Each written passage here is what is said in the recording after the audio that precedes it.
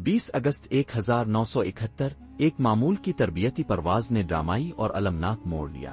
Flight officer Rashid Minhas, جن کی عمر صرف 20 سال تھی، ٹیک آف کی تیاری کر رہے تھے، لیکن ان کے انسٹرکٹر فلائٹ لیفٹیننٹ مطیع الرحمان کے دوسرے منصوبے تھے۔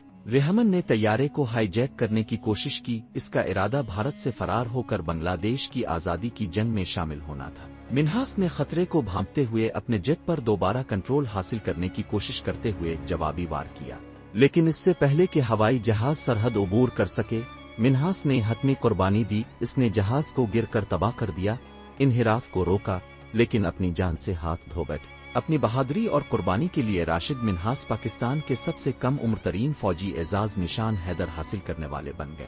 ایک ہیرو ہمیشہ کے لیے یاد رہتا ہے۔ راشد منہاس، آسمانوں کے محافظ۔